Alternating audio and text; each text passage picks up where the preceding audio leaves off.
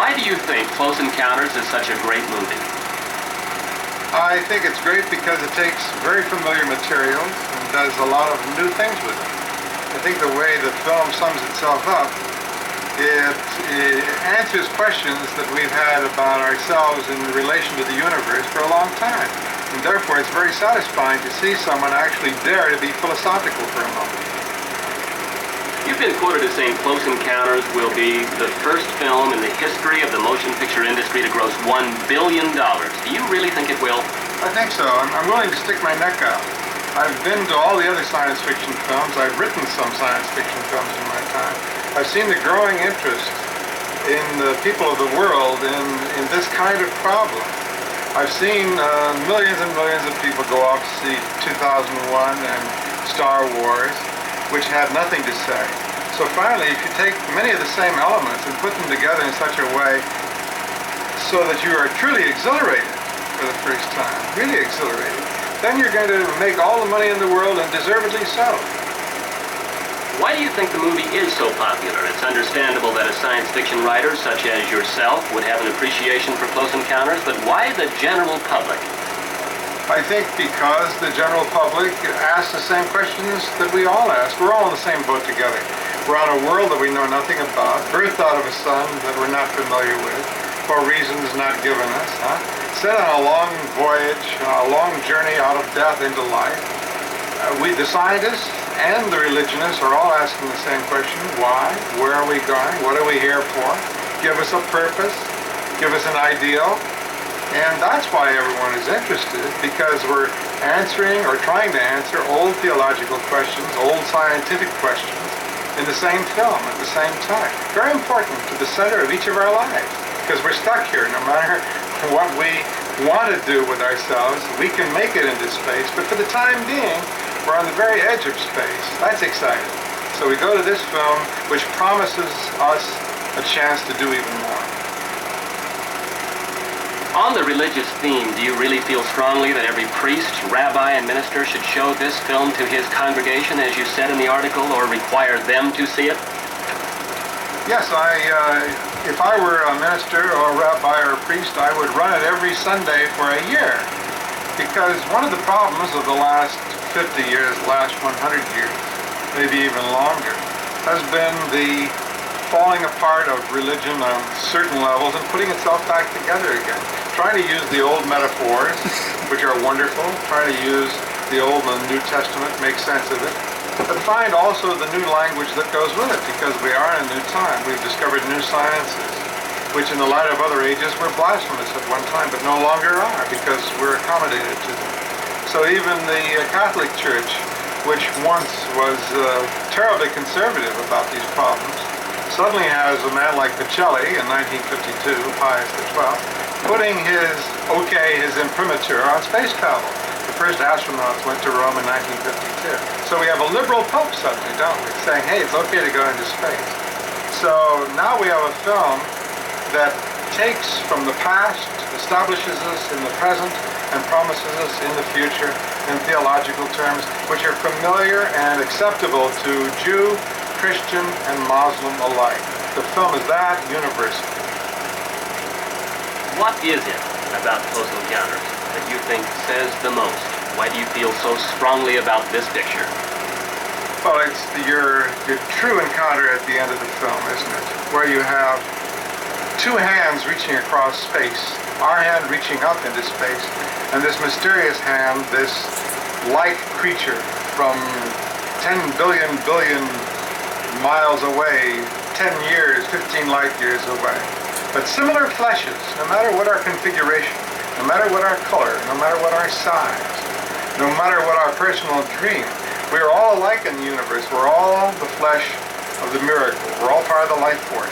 So suddenly you have a thing like the Sistine ceiling, where Adam is reaching up this way, God is reaching down that way, and you have the touching of the tips of the fingers. That moment, when it occurs at the end of the film, is a transcendent moment and makes us all feel part of the universe, and especially gifted by God, the life force, the universe, whatever you want to call it. But you go out in tears because you've been handed back your own chance for immortality. How many times have you seen Close Encounters? I've seen it twice, but I intend going to see it at least once a month for the rest of this year and the year after that. Are special effects, today's advanced special effects, at least in part the reason for its public appeal? Or is it, do you think, curiosity about UFOs more than anything else? I think that's part of the truth. Special effects are incredible. The people that worked on this film, Mr. Trumbull, and the people who worked with him are miraculous engineers and have to be given full credit. But the same engineers worked on 2001, but not to the same effect. And it isn't interest in UFOs at all. It's interest in all of ourselves on this world, 5 billion strong, and what we're going to do with our future.